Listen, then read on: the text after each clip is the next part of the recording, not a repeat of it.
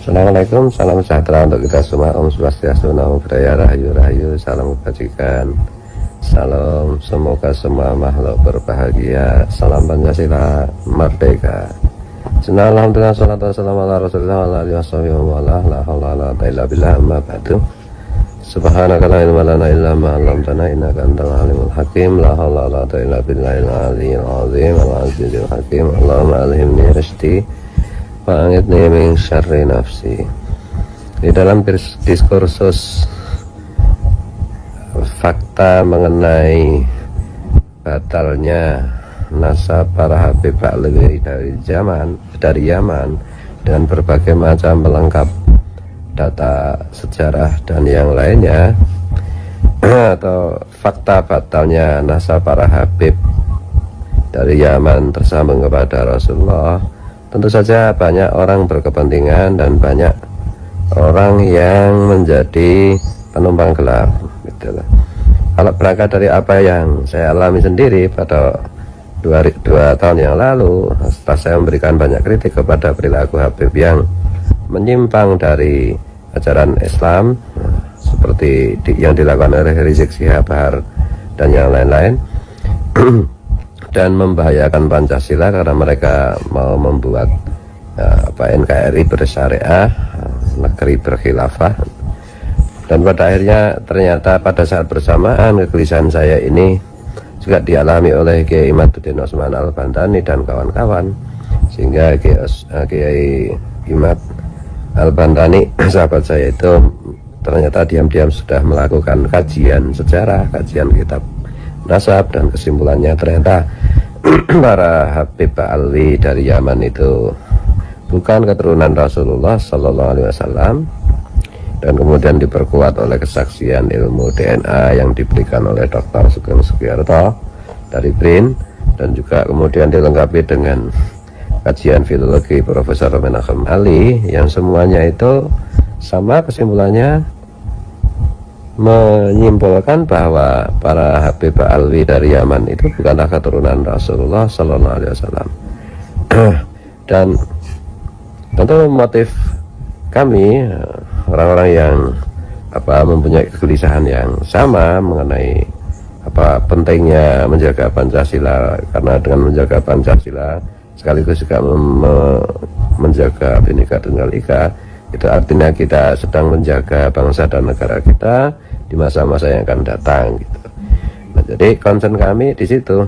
Jadi bukan sekedar nasab Habib itu palsu atau tidak palsu, tetapi kepalsuan nasab Habib Ba'alawi dari Yaman ini kita ungkap karena mereka menggunakan klaim nasab mereka sebagai keturunan Rasulullah SAW itu untuk merusak Islam dan merusak bangsa dan negara gitu. Nah, tentu saja diskursus ini karena mendapat sambutan yang luas, apalagi setelah Guru Gembul, kemudian Bang Haji Roma Irama juga ikut mengangkat, juga channel-channel semuanya, baik yang channel-channel besar maupun channel-channel yang kecil gitu. Itu sampai hari ini hampir 2 tahun diskursus ini di medsos terus-menerus bergema, terus-menerus konten-konten itu mengalir, dan di alam offline di masyarakat diskusi-diskusi itu masih terus-menerus berjalan, baik yang tercermin dari grup-grup WA maupun pembicaraan-pembicaraan di warung kopi, di warung angkringan, di gardu ronda gitu.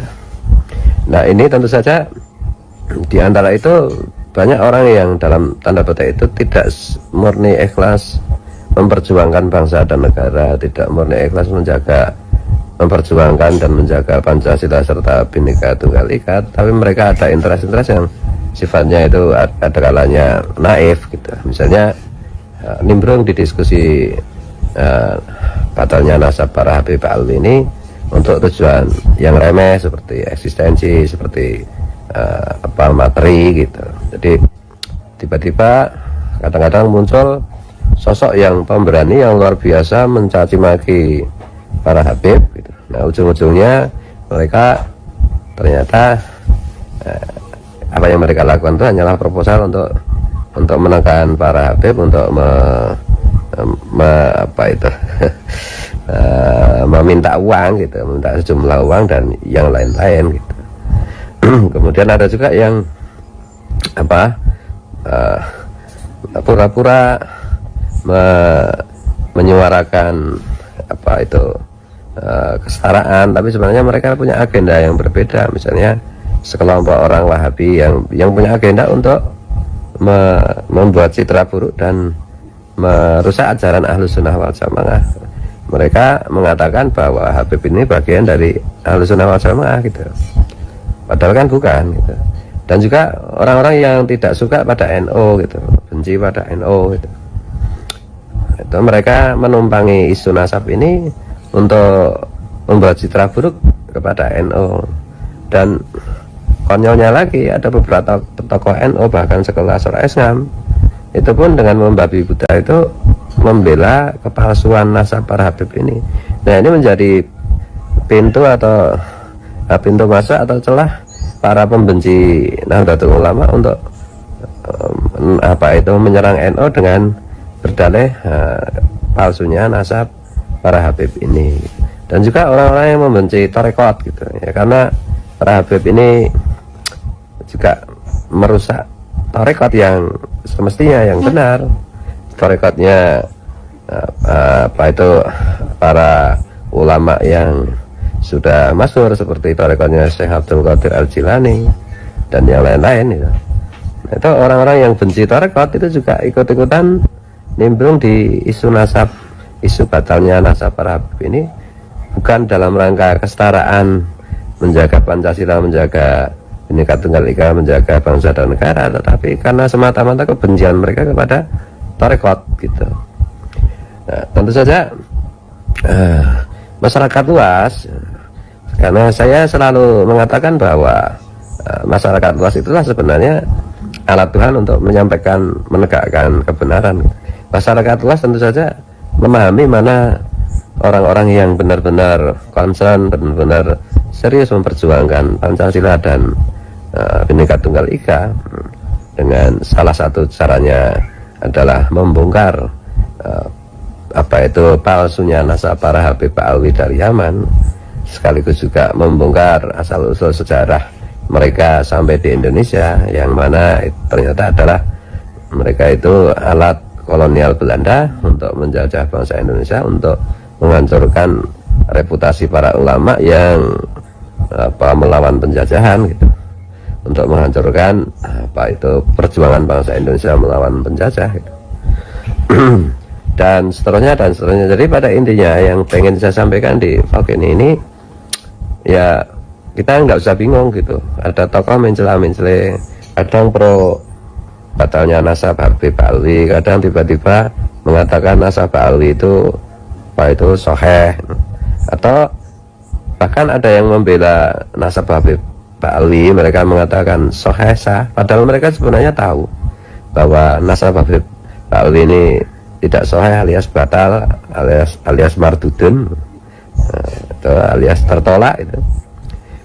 Tapi mereka tetap membela Habib Alwi ya karena kepentingan duniawi ya gitu. Karena sifat pengecut mereka gitu. Tidak mengatakan yang benar, mereka tidak berani mengatakan yang benar, tapi mereka mengatakan apa yang menguntungkan diri mereka sendiri atau kelompoknya. Ini banyak yang, ada yang gus, ada yang tuan guru, ada yang ulama, ada kiai, ada ajengan, ada tuan guru. Tapi seiring dengan waktu semuanya ini pasti akan dimusnahkan oleh Tuhan semesta alam yang maha kuasa. Nah, ini kebenaran itu ketika sudah datang, sudah didatangkan Tuhan, maka tidak bisa dibendung. Ibarat bola salju akan semakin membesar, harus kesadarannya bola saljunya itu kayak ibarat diumpamakan sebagai kesadaran publik, kesadaran umat, kesadaran masyarakat. Nah, ini akan semakin lama akan semakin membesar gitu. Dan siapa yang tidak ikut akan tergulung. Mohon maaf, mohon ampun kalau keliru, kalau salah. Wallahu a'lam bishawab. Assalamualaikum, salam sejahtera untuk kita semua. Om Swastiastu, Namo Buddhaya, Salam, Salam Pancasila.